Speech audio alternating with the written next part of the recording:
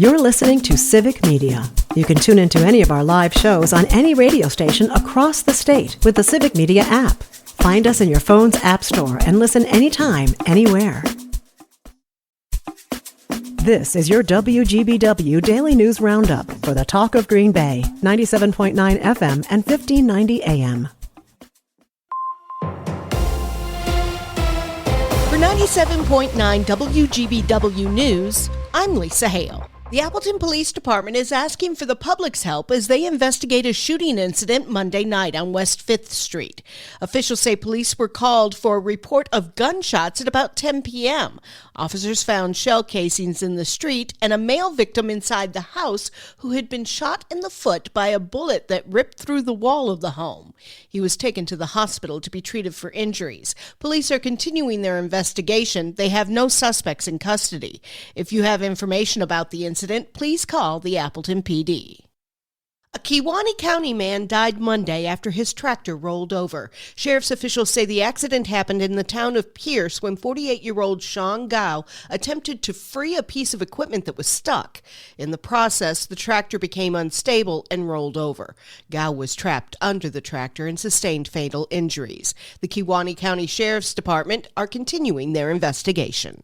Ice conditions continue to deteriorate throughout northeast Wisconsin. People are advised to use extreme caution on the waters of Green Bay, the most common late-season ice areas. The ice can shift around due to wind and open water, causing more cracks and pockets of water in the ice.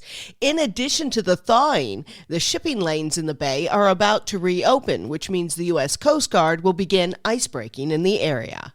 UW system leaders say the Trump administration's cuts to research funding will impact their efforts to find cures for cancer, Alzheimer's disease, and many more initiatives. Savannah Tomei-Olson has that story. Wisconsin currently gets about $653 million in research funding from the National Institutes of Health.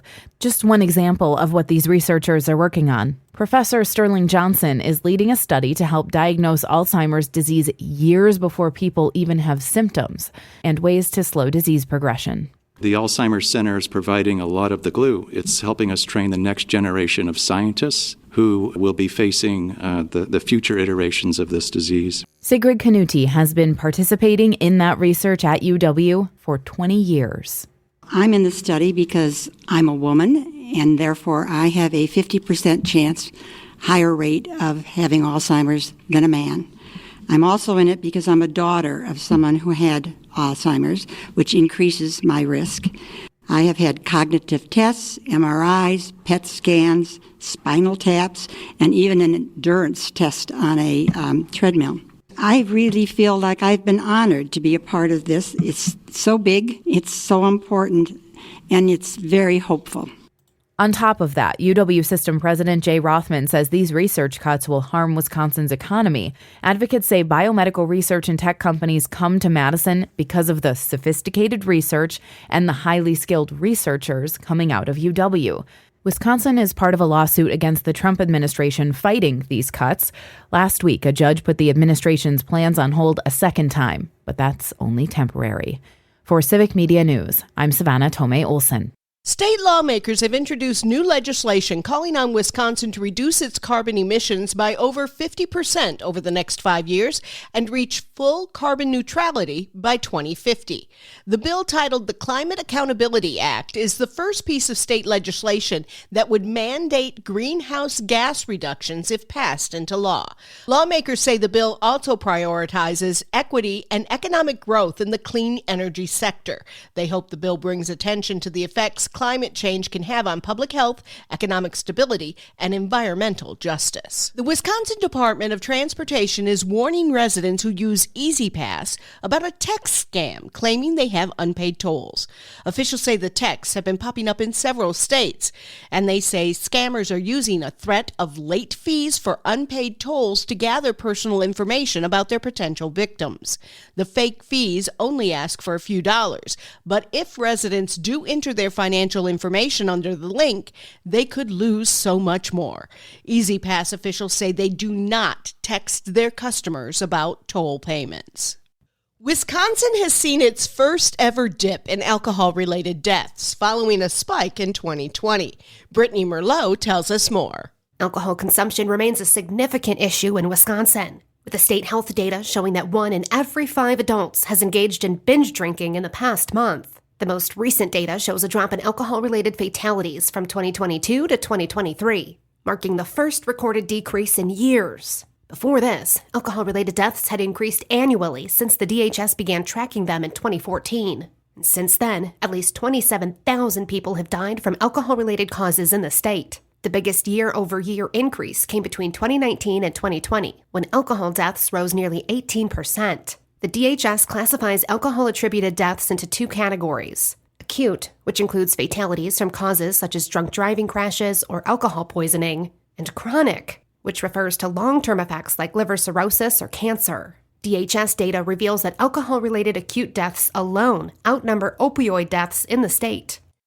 It always brings a smile to my face to say it's Girl Scout cookie season. You can find them all during the month of March, but it's the last year for one old favorite. Melissa Kay has the story. While the Girl Scout cookie lineup will feature many of your favorites, including Thin Mints, Caramel Delights, and Peanut Butter Patties, if you're a fan of the Toast Yay cookies, enjoy them this year. At the close of the 2025 cookie season, the Toast Yay flavor will be retired. Check with your local council or use the Girl Scout Cookie Finder to locate a booth. You can also enter your zip code there to purchase cookies to be shipped directly to your home. I'm Lisa Hale, 97.9 WGBW News. For news anytime, log on to WGBW.FM. The Bucks lose in Indy. Hi, I'm Mike Clemens with sports. Bucks against the Pacers. Just over 3 seconds left when Oshkosh native Tyrese Halliburton makes a clutch three-point shot and draws a foul to win the game. Brian Anderson on TNT. Pacers down 3. Halliburton's got the ball. Halliburton rises up.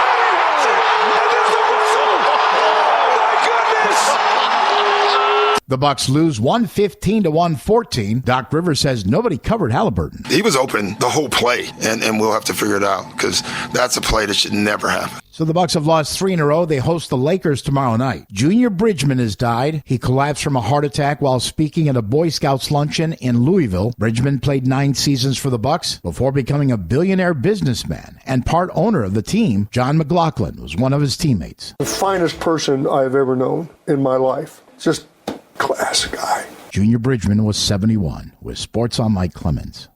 On your entertainment beat, I'm Pete Schwaba. Well, if you're a fan of The Bachelor, hopefully you had a chance to catch their Women Tell All episode. Despite possibly becoming less intelligent from watching the show, according to Yahoo Entertainment, here are some things you might have missed. The girls are still salty about that basketball date.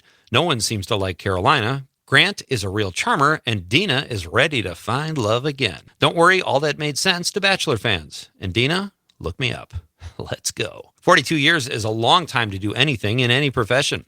Vanna White is well aware of this. She's been a TV personality on Wheel of Fortune for over 4 decades. If you're wondering how she's been able to stick with the same job for so long, for starters, she turns letters. And it was recently revealed on Yahoo Entertainment that she only works 34 days a year. Sure, it sounds great, but the 68-year-old White does all of this for a mere $3 million a year.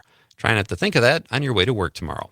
The Duchess of Sussex, also known as Meghan Markle, has taken a lot of verbal and tabloid abuse for her show I Really Wish I Was Martha Stewart, a.k.a. With Love, Meghan. Critics don't like it, and according to Rotten Tomatoes, only 20% of audiences like it. Having said that, the show has been renewed for season 2, and according to the New York Post, the crew absolutely loves her and said she treats everyone wonderfully. Why wouldn't she? She's a Duchess with a horrible hit TV show. I can't think of anyone luckier. Mr. Scarlett Johansson, a.k.a. Colin Jost, was roasted on Saturday Night Live during Weekend Update by Lady Gaga's fictional husband, Lord Gaga, played by Mikey Day, who went on about how horrible it must be to live with a woman who makes so much more money than her husband.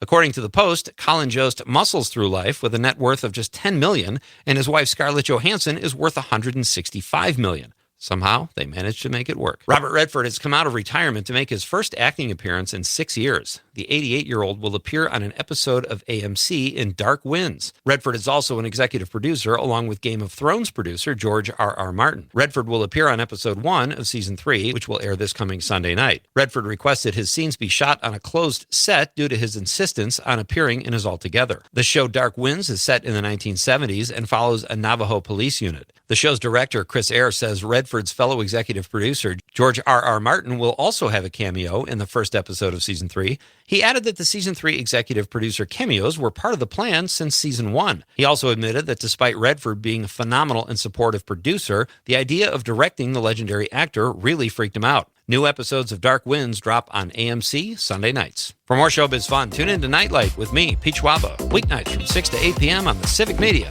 Radio Network. Partly cloudy today. We'll get to 47 for a high this afternoon. Tonight, 30. Tomorrow, partly cloudy, 58 by Friday. Partly cloudy with a high of 63. Rain and wind on Saturday with rain eventually changing to snow late Saturday night into Sunday. I'm meteorologist Sean Cable. Outside now, it's 33. That's your WGBW Daily News Roundup from Civic Media. Subscribe to this podcast on Spotify, Apple, or wherever you find your podcasts. Find more news at WGBW.FM. The national news cycle never stops, but it can be hard to find news about your local community. Civic Media is dedicated to providing quality local and state news coverage across Wisconsin. With the Civic Media app, you can get notifications about local stories that matter to you and your community. Find the free Civic Media app in your phone's app store and choose notifications from the menu to tell us what kind of news you want to hear about.